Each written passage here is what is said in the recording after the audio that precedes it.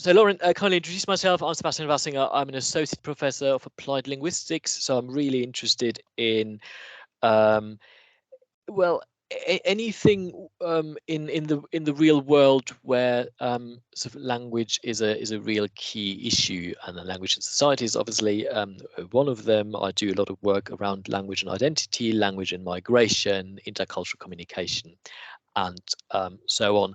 I'm also deputy head of School of Humanities and Social Sciences, looking after the literature, language and linguistics group. So for those of you who saw Cassie Gorman yesterday in her session on studying English at university, or Sarah Brown this morning with The Handmaid's Tale.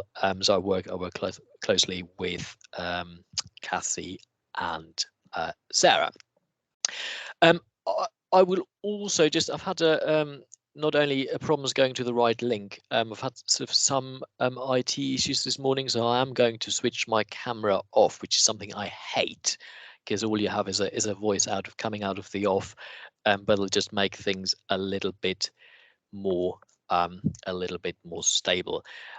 You should all see my slides. I'll show. Can I just Lauren, can you just give me a perfect? Thank you. Thank you, Sebastian. Okay, marvelous. Right, so I thought, because our marketing and engagement colleagues really like that, I thought I'd give it a bit of a snazzy title. It's actually going to be very little about swearing, but it is going to be quite a lot about language and society, and it really provides a bit of a whistle-stop tour of the various different factors and variables that influence our use of language. I think before we start, just to say, I'll obviously be open to questions at the end, but if anyone would like to raise any questions in the chat, I've got two screens. I'll keep one eye on the chat, so if there's anything urgent, I'll try to address it as we go along. So I think we'll start right at the beginning and think a little bit about what the functions of language are in the first place. I think the first thing that comes to our mind is that well, language is a means of conveying information. It's moving information from one person to another. You know, that's ultimately what it's all about. If we read a recipe in a cookbook, it conveys information, which ingredients to put together in what way in order to get the dish at the end. But language is also very much, one of the other function of language is very much about establishing social relationships. So if we just reflect for a second on how language sort of really varies depending on how we speak to, how we talk to, and you know, the language we use between, you know, a teacher and student, or boss and employee, or brother and sister, or two friends. You know, language is used really to create and establish and promote the way we interact with other people and the relationships we form with other people. And it's as far back as the 1960s, so that now goes back more than 50 years, that an American linguist called William Leboeuf said, well, actually, you know, yes, we can look at language from a purely structural point of view. So yes, we can look at, you know, how do the verbs and the nouns and the adjectives all go together. But actually, in order to really understand language, to really fully get to grips with how language works, we need to understand it as a social phenomenon. So we can't look, or we shouldn't look at language without looking at the context in which it is used and how that context influences the way we use language. And it was Leboeuf who's very often seen as almost the father of modern sociolinguistics, so the founder of the modern study of language and society. Now, when we start talking about sociolinguistics, we start thinking about the different ways in which a particular language exists. And when we do that, one of the sort of first issues that always comes up is the question, well, is there such a thing as good language? And is there such a thing as bad language? And if there is a thing like bad language, what makes a language bad? And I'd be interested just to maybe get a few initial thoughts from you. So maybe just kind of put something in the chat. So is there such a thing as bad language? And if so, what makes it bad? Any thoughts? I'll give you a couple of seconds to type. Okay, so language which offends. Serena says language that such as taboo language, something that is rude, something that is impolite. Yeah, absolutely. So these are the things we would generally consider as bad language. And again, yeah, taboo lexes, abbreviations, neologisms, anything that's not non-traditional. Yeah, all that is bad language. Now, from a sociolinguistic point of view, no, for people like me, there isn't such a thing as bad language. Doesn't mean I'm going to start to swear at you in a second, but from a linguistic point of view, what we look at and what the way we look at things is linguistic variation or language variation. And what we mean by that is that even within a language, let's take English as an example. We all know what English looks like, but we also know that different people speak English slightly differently. They might use different pronunciations, or they might have a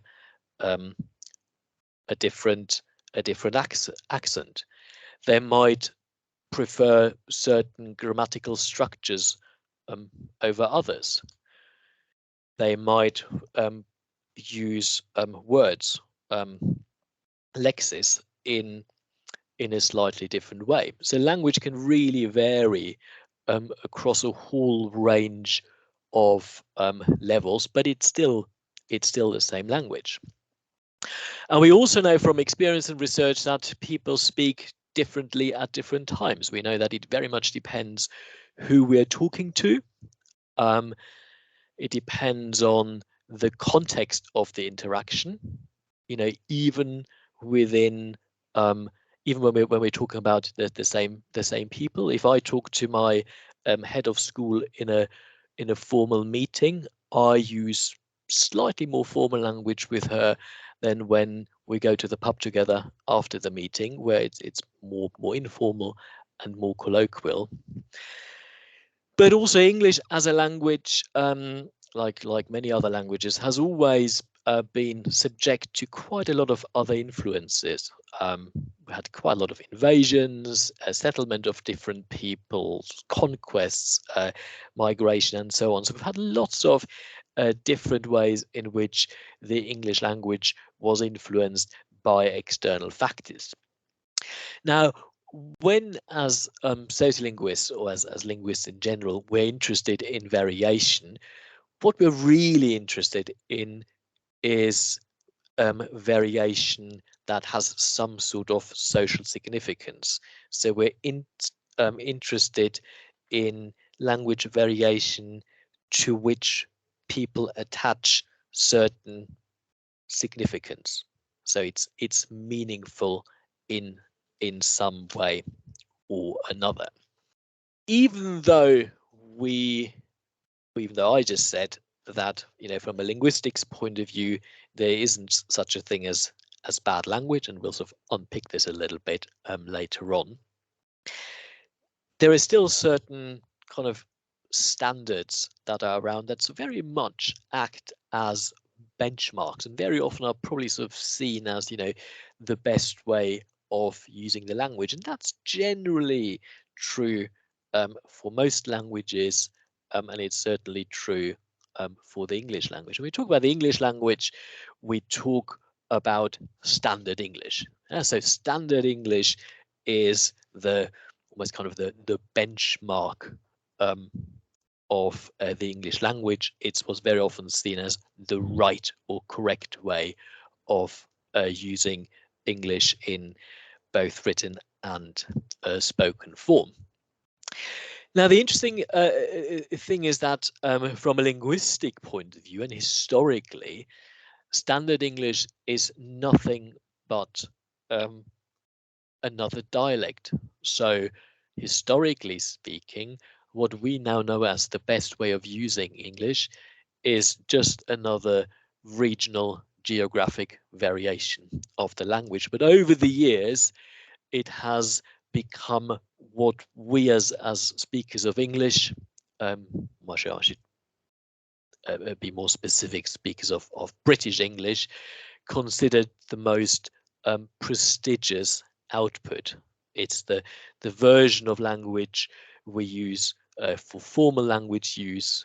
It's the language that's used in the law. That's the language that's used in education. You will all write your coursework and your exams in standard English. It's also what is taught to non-native speakers. But historically, that wasn't always the case, and what we now know as standard English really started to emerge first in sort of around the 13th century, so quite a while ago, and it was associated with rich people. It was associated with the wealthy merchant and the landowner classes, so people who had financial power, social power, and political power. And geographically, what became standard English really emerged from the sort of Oxford, London, Cambridge triangle. So if you're from the region, what we now know as standard English very much emerged sort of somewhere between sort of Oxford, London, Cambridge, with a little bit of East Anglia. Now, in the 13th century, your poor Londoner would speak entirely differently, and then we have different versions emerging out of that, especially Cockney and so on. But what happened to that way of speaking that the rich and the posh people used in the 13th century? That over time became the best, became seen and adopted as the best way of speaking. Now, in the 13th and 14th and right into the 15th century, what we have is that up and down the country, we would see loads and loads of really different varieties of the English language, to the point where, almost every village, every major town would use English in a slightly different way, and would also write, those few people who could write at the time would write English in a very different way. And it was only when William Caxton in 1476 came along and brought the printing press.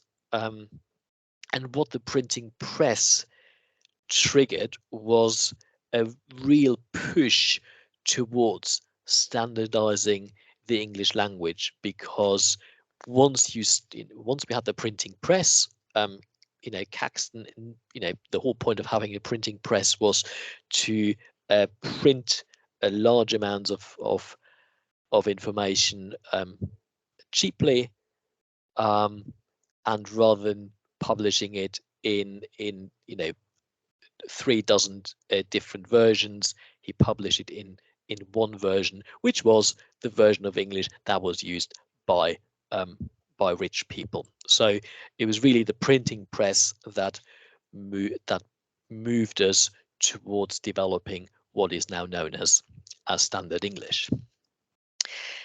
Now, the fact that standard English as we know it today emerged from the wealthy and the landowner classes, that hasn't really gone away, and social class still plays quite an important part in the way people use language, less so than, let's say, 40-50 years ago, but it's still a really important factor. The UK has a fairly long established social class system, but unlike some other countries, it's fluid, so people can move across social classes in what's known as social mobility. But at the end of the day, it's still the variety of the upper classes that carries the prestige. So again, this idea of standard language as being the variety of the rich and the powerful, that hasn't fully gone away. It has changed a little bit over the last 20 years, but by and large, that is still true. Now, the first person to look at this systematically was Peter Trotgill. And Peter Trotgill for many years worked at University of East Anglia in Norwich, and in the 1960s and early 1970s, Trotgill conducted a large-scale study of the dialect of Norwich and East Anglia, and he is one of the first people to systematically observe how language use varies across different social classes. And the example we've got on a slide right here looks at one particular non-standard feature that at the time, so again 60s, early 70s, very prominent in the Norwich area and East Anglia area, and that is the deletion of the third person singular s. So obviously in standard English we would have he goes to the pub, so you would have the s at the end. And back 40 years ago, 50 years ago, it was very prevalent for that third person singular s not to be realized.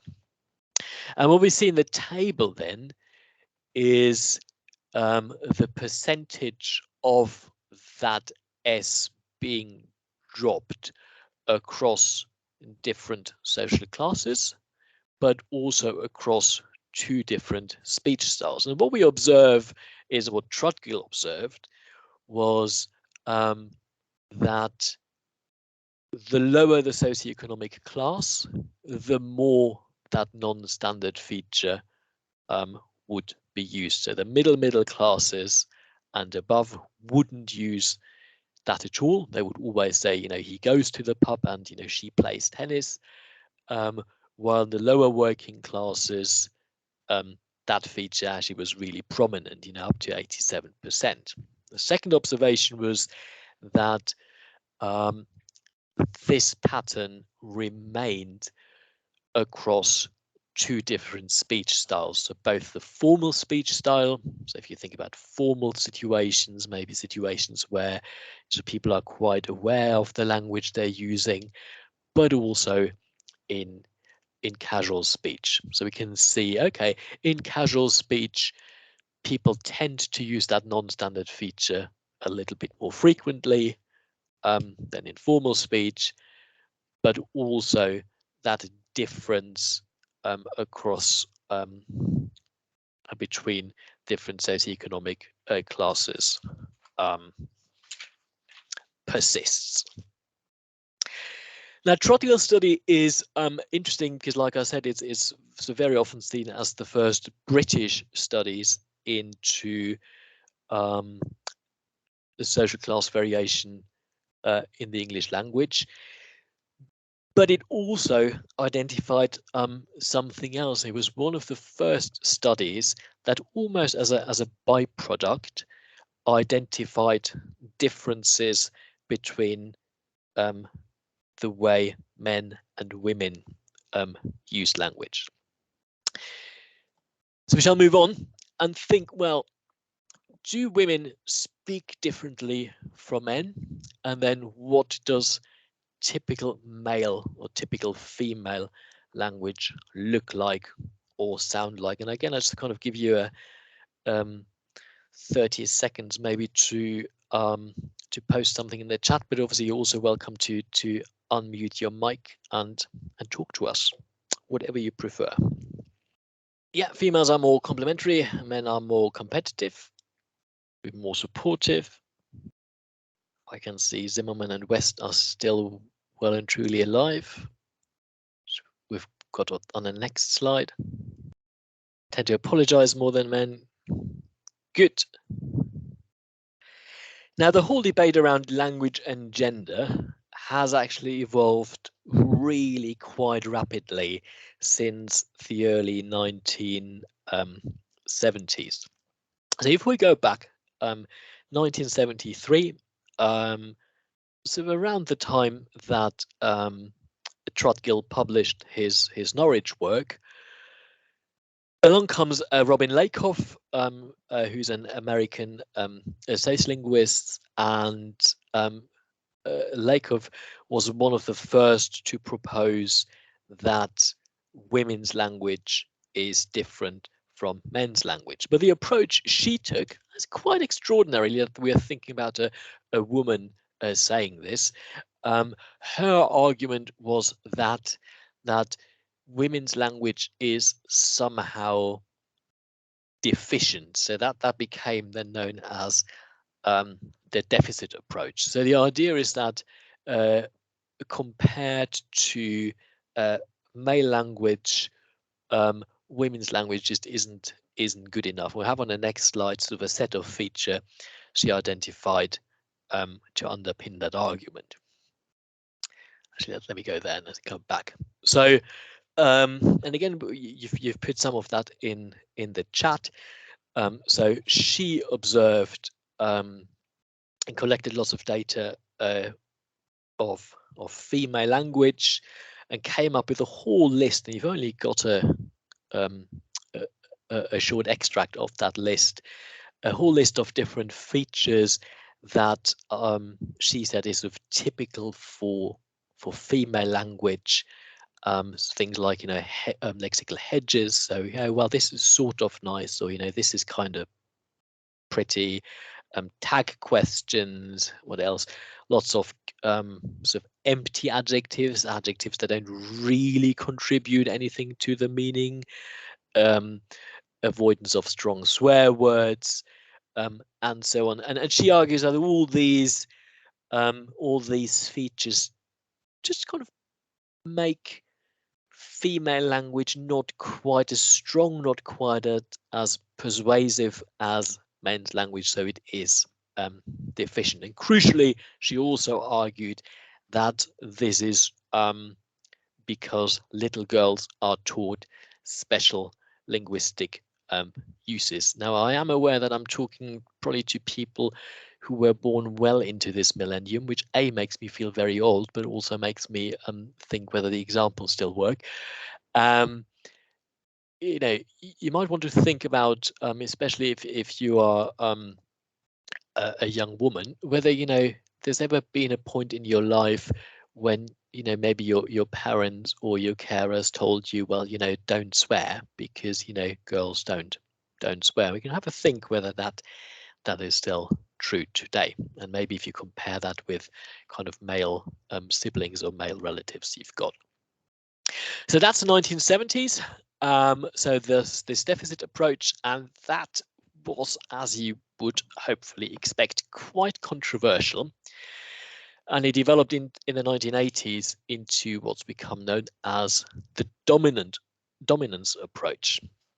So the dominance approach sort of takes a slightly different tack and argues, well, women are really oppressed groups, and sort of speech differences are really to be interpreted in terms of men's dominance and women's subordination. And we've got someone, so if we're looking at so this idea of, women are more complementary, men are more competitive, women are more supportive. If you're more supportive, it sort of takes away that competitive edge. So you are sort of being dominated by that much more, let's call it, aggressive language. Women tend to apologize more than men. Again, it's maybe that sort of element of subordination that comes into play there. Again, that was 1980s, and then we'll fast forward a couple of years and move to the 1990s. And you might have come across some of the sort of more popular science work on that. One of the key proponents of what became known as the difference approach is Deborah Tannen. And Tannen's approach was really quite radically different from the deficit and the dominance approach, and said, well, actually, we need to look at men and women as belonging to two different cultures. So we shouldn't really analyze women's language as being different from men's language, which then sort of ultimately ends up, well, it's slightly deficient, or it's, subordinate, or, whatever the other two approaches told us. But really, women's language needs to be looked at and treated as something very different from men's language. And that sort of became fairly popular sort of throughout the 1990s, as if it's still reasonably well established and known as the difference approach. And then lastly, and that's really something that's sort of hit us this millennium, is what became known as a dynamic or social constructionist approach. And that sort of really very much puts the focus on this notion of gender identity and interaction. And the argument is that language and gender roles and gender identity very much emerge in and through social interaction. So it's who we talk to, where we talk to them, and how we perceive them and perceive us, that influences language use and the way in which the language use between genders may or may not differ. And one of the key names is Judith Butler. You might have heard, possibly those of you who are doing sociology A levels, and it's this whole idea that gender isn't necessarily something that is just sort of there and given, but gender is actually something that is being done. This is the idea of performing gender, so something that is quite deliberately deployed rather than just sort of being there as we would have it in the more traditional approaches. Good. So we looked a little bit at social class. We looked a little bit at language and gender. I did promise in my title that we would talk about good girls and swearing. So we're slowly moving towards.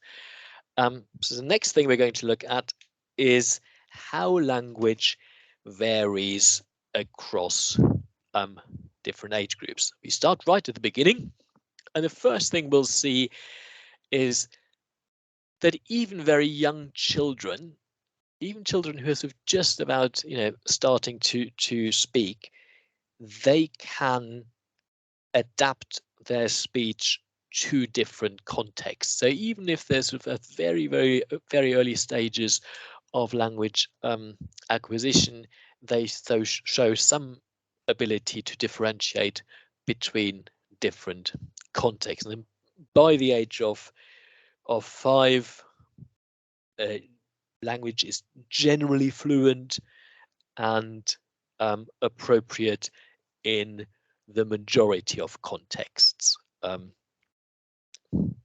The emphasis is on majority of contexts. You still, I've certainly been out with a 5-year-old who on the packed Tesco checkout commented on the really fat woman next to him, but that's a story. That's a story for a different day. So where language isn't always appropriate. And what we find in sort of young children, kind of preschool children, is that it's the parent's speech that serves as the model, or the carer's speech that serves as the model for children.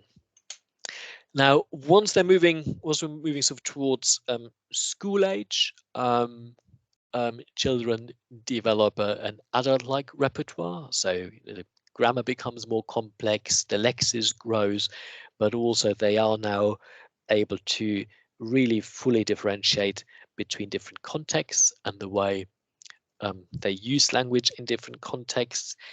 But we also see another fairly radical shift, and that is that the linguistic model, so the role model, if you like, moves from the parents towards the peer group. And that's why, especially sort of once we're sort of moving towards teenagers and adolescents, they're really interesting from a sociolinguistic point of view, because adolescents are really known to be linguistic innovators, and adolescents are very often the people who kind of drive language change. So again, a very quick little task. What words, what adjectives do you use for something that is really good? Okay, great. Now, there's a whole kind of a range of words that are probably seen some of the almost highest turnover that that we've seen almost in the history of language altogether. It's a little bit extreme. If you're old enough, like me, you probably say something is super. If you now say, oh, something is really super or cool, that very clearly brands you as a child of the 70s and the 80s, which I am. That's probably not something that anyone would sort of use unless maybe use it sort of sarcastically. Don't know. Then in the sort of naughty, so 2000 onwards, kind of wicked seems to have made its way into the language. Not entirely sure whether anyone is still using wicked. Quick show of hands. And we had a couple of years ago something that I found really disturbing. It was sick. Things became sick. So sick as a almost kind of positive, with a positive meaning.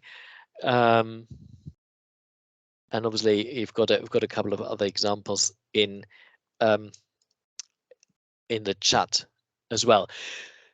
So, adolescent peer groups very often show kind of very high numbers of linguistic forms that indicate social change. They show very often kind of new linguistic forms, so neologisms. And again, we had a little bit of a discussion, I think, around neologisms early on in the chat, where we looked at good language and bad language. But crucially, these forms are very strong markers of group membership, peer group membership, and social identity. So they're really kind of very highly valued linguistic tools, to the point where if you observe this in depth, different peer groups can use very different language, certain preference for certain lexis, and so on. And a lot of this is about being different, and sort of indicating some mainly different from the mainstream. Just a couple of quick words about slang. and jargon. So jargon is usually kind of sets of lexes that are specialists. They're very often sort of associated with certain professional groups. You might have heard of kind of medical jargon or kind of management jargon. We've got slang, so generally colloquial speech.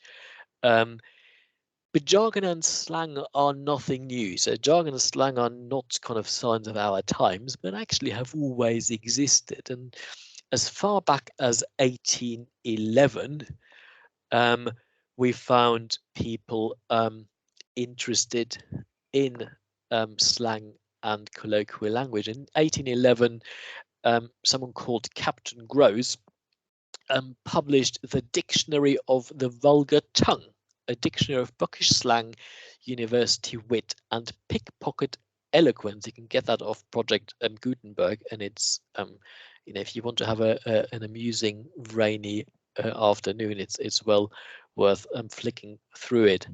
So this idea of of bad language, the idea that lots of people use slang and jargon and so on, that is not a new obsession. That is not an obsession that only emerged over the last 50 years.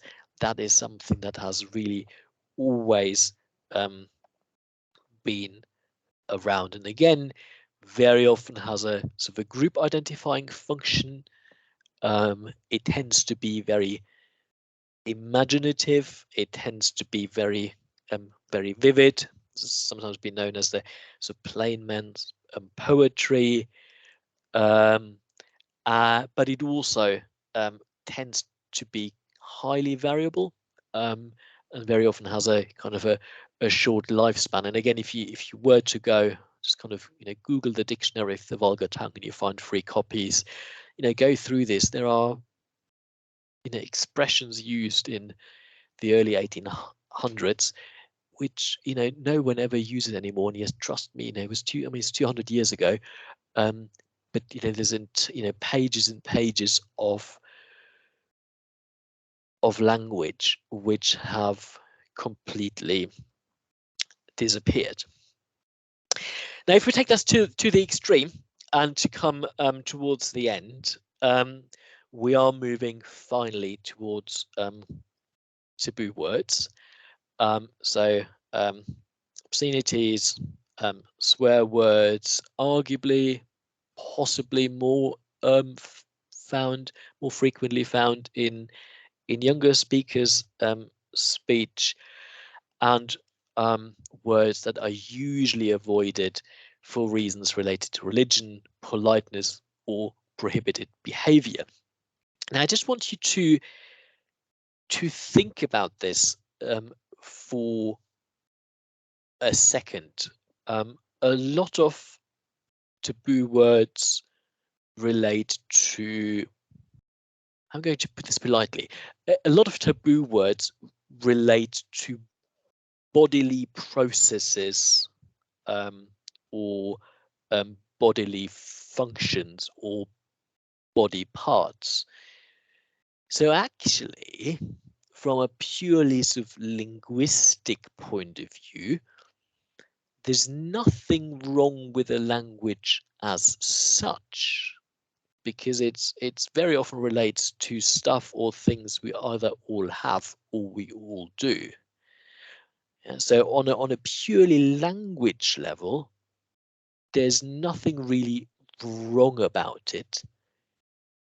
But obviously we don't use it because they are socially stigmatized. So we have over the years developed a set of language which we deem not to be acceptable, which we deem to be inappropriate, which we deem to be, well, we can't use it in particular context, or we can't use it at all. So again, going all the way back to what I said at the start, it's the kind of the social significance we attach to certain sets of words that make them taboo. There's nothing wrong with the word itself. It's the significance, it's the meaning that we attach to them that that makes them taboo.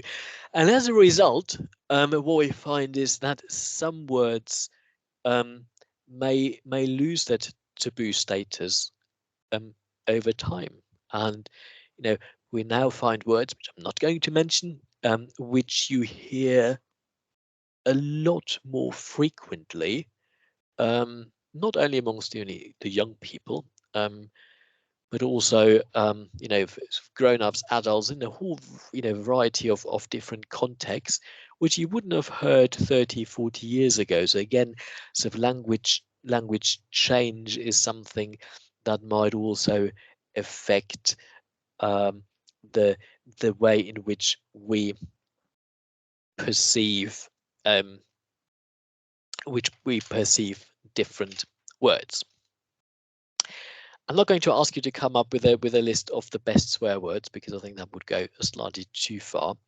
But I do want to finish with my good girls and the swearing, and that really relates to a study by Eckhart in 2000 amongst high school students in Detroit. And again, it was a fairly large ethnographic piece of work, and as part of that, she looked at the use of taboo words, and that's really interesting because it brings things together quite nicely, because there was sort of three key observations. The first one is that taboo word use was a social class marker. So the lower the social class of the students, the more swear words were used. So again, it's this idea of social class being almost a predicting variable when it comes to non-standard use, a bit like the third person singular s drop in Norwich in trotgill study. The second finding was that it's also a gender marker. So boys use more taboo words than girls, both within and across social classes. So again, very much like what we found in the Norwich study, between the different speech styles. And finally, that higher status or higher class girls would use no taboo language at all. So taboo language in Eckhart study very clearly what we call as socially stratified. So stratified, it varies depending on social class. Very clearly gender stratified, so it varies between different genders. And also stratified using both dimensions. So if you're a higher class female, you use no language at all. So in summary, I think we all know that language varies, and I think we all know that sort of language can vary quite considerably depending on who we talk to and where we use it. I think what's really important is that we don't just look at the language as such, but we look at that functional aspect of it. So think about, what does the language actually do in this particular context? When is it appropriate, if ever, to use taboo language? When would you use it? When would you not use it? But we've also seen that language can change really rapidly, and attitudes towards certain linguistic forms can change quite rapidly. And again, what what your grandparents might have seen as normal language use, strikes you as a little bit odd. What your grandparents now think is very rude and inappropriate language use, you find quite normal, and that's quite simply because a language is constantly evolving. It is constantly changing, and so we are changing with it. And that, I think, is it. And I am bang on time, but I think I've got about 5 minutes for any questions. Thank you so much, Sebastian. That's fantastic. And I do hope that that has been insightful and useful for the attendees today. And thank you for, participating in the aspects of the session where Sebastian asked for inputs. That's really, really helpful. And we would like to open the floor for any questions that you might have. So anything at all, whether it is related to, directly to the topic today, or if it is, more generally about university study and what to expect, please do pop those questions in the chat. But I think I will pose a question, Sebastian, if that is okay. If we had, if there are students that might be attending today in this session, if you could give a piece of advice in terms of preparation for potentially studying, an English degree or of some sort at university, what sort of advice would you give a student to allow them to prepare properly for that transition from further education into higher education? Oh, you go for the easy one then, Lauren. Yeah, thank you. I think it's really, it is actually quite a difficult question to answer. I start with a basics, and that is, you have a lot more freedom at university than you have in college. There's a lot more independent work that's required. Then, I mean, that doesn't mean that you're not required to do independent work at college, but it's even more so at university. So getting things like time management right is really important. I think the advice I can give with related to the subject, any kind of subject, is make sure you actually enjoy it. And I know this sounds really stupid, but we do come across the odd student who starts on a literature degree and realizes that there's quite a lot of reading to do. If you don't like reading books, that might be a problem. Now, I started my academic career in chemistry. I sort of did chemistry A level somewhere on the side in a different education system, and I thought, okay, yeah, well, that might be something for me. And actually, I realized I'm not really all that passionate about it. So I did this for about a year, and I realized, oh God, if I've got to spend one more day in the lab, I'll snap. So I think be passionate about what you're interested in. I think I'm quite deliberately sort of hedging and avoiding the question of preparation, because I have been there before, and I had people going off and buying £1,000 worth of books. I think certainly we as a university start to engage with our potential students very early on. So if you were interested in studying literature or English language linguistics, we would give you information about kind of key reading well in advance. So you'd be able to prepare. And I think that probably the best advice I can give you is, engage with the process. Universities will start to engage with applicants and offer holders very early on. You will probably, I know we take an approach where we do this quite quite personal. Anyone who's been to one of our open days or applicant days will probably have my my business card with fairly explicit instructions of, you know, any questions, let me know, and I will respond to them. And again, you've got my email address here. You know, if you do have any questions coming out of that session, you know, email me. I might not be able to answer it, but at least I'll be able to kind of move you into the right direction. So I think it's quite important to, you know, make the most out of it early on. You know, engage with the process, engage with the people. You know, people don't go and work in higher education for the money, you know, but because actually, you know, we like people, and we like, you know, we like teaching, and we like working and interacting with people. And I think the more you engage with us, the more we can engage with you, and the more fun it is for all of us. And actually, the outcome later on, because let's face it, everyone wants to have a good degree at the end, you know, is influenced by that as well. So, you know, make use of everything you are being offered. That was a long way of not answering your question, Lauren.